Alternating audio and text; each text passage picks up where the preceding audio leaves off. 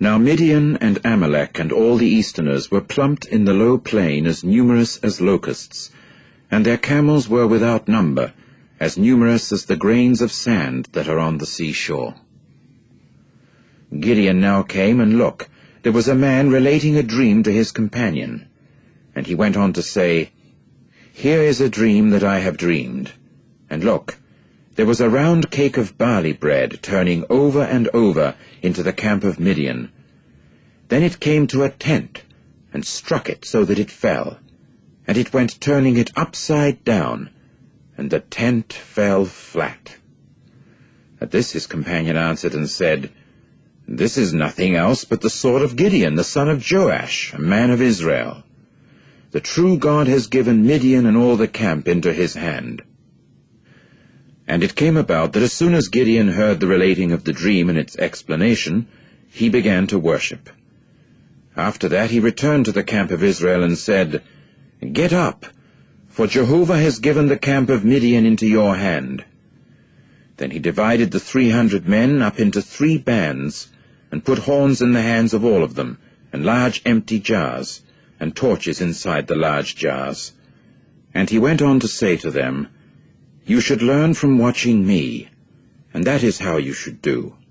And when I am come to the edge of the camp, it must also occur that just as I shall do, so you will do.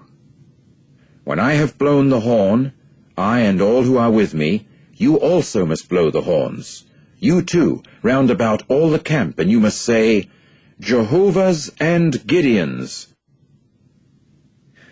In time, Gideon came with the 100 men who were with him to the edge of the camp at the start of the middle night watch.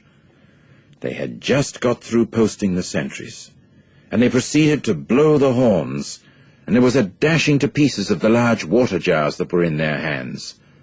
At that, the 3 bands blew the horns and shattered the large jars, and took fresh hold on the torches with their left hand, and with their right hand on the horns to blow them. And they began calling out, Jehovah's sword and Gideon's! All the while they kept standing each one in his place, all around the camp. And the whole camp got on the run, and broke out into shouting, and went fleeing.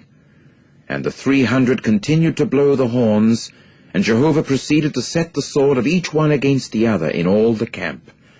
And the camp kept up their flight as far as Bethshittah, on to Zererah, as far as the outskirts of Abel-Meholah by Tabbath. Meantime the men of Israel were called together from Naphtali and Asher and all of Manasseh, and they went chasing after Midian. And Gideon sent messengers into all the mountainous region of Ephraim, saying, Go down to meet Midian, and capture ahead of them the waters as far as Beth-barah and the Jordan.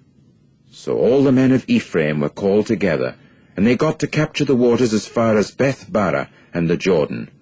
They also got to capture the 2 princes of Midian, namely Oreb and Zeeb.